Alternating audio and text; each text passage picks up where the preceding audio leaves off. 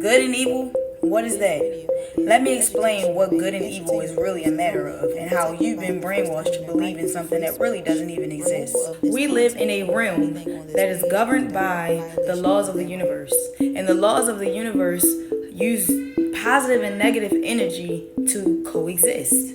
So what you believe is bad and good is really positive and negative energy, and your perception is how you interpret it.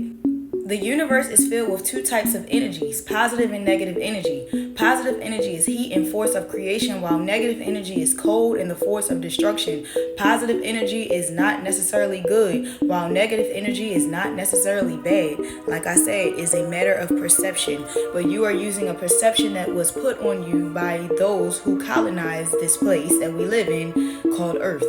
Now, because you have been taught what to believe and given a perception from someone else's perception, you believe that there is a such thing as good and evil, and you believe that there is a such thing as God and the devil, and you believe that those things are outside of you. But in reality, it's all energy, and let me sum it up. Energy can neither be created nor destroyed, rather it can only be transformed or transferred from one form to another. So the ascension process, when you are balancing your positive and negative energy to create internal harmony, what happens is it reflects external harmony on the world that you live in. What is on the inside is what you'll see on the outside. That's why it's a matter of perception, and that's why your mind is what they control through what we call entertainment. Whenever you see the suffix ment, which is meant, means the act of doing something or the result of an action.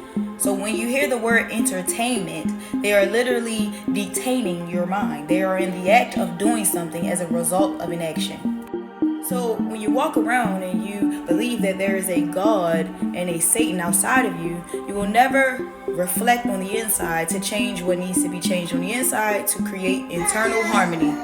So when you believe that these two forces are outside of you and they are their own embodiment or personifications, actual people, then you will never reflect on your inside to create that internal harmony by balancing both the positive and negative energy to create. Because you are not this body. This body is a vehicle that your spirit is driving to exist in this room. Without it, you would not be able to operate in this room. Your energy is from the divine source, and your energy came into this body to experience what it is like to be a human. Whether you be on the positive or negative side of energy in this room, you are here for a purpose of experiencing. What religion has done by personifying these energies into people is created a disconnect from yourself and your actual true spirit self. So you will look outside of you for all the solutions, and this is how they are continuously controlling us, because we are no longer looking inside when the answers are there. We're looking out for someone else to create a solution to our problems.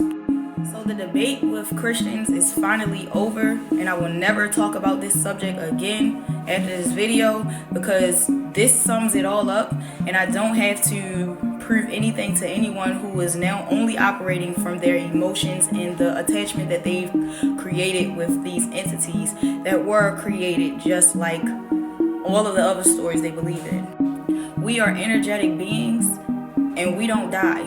Our energy is transformed or transferred. So when we die in these bodies, the energy just goes somewhere else.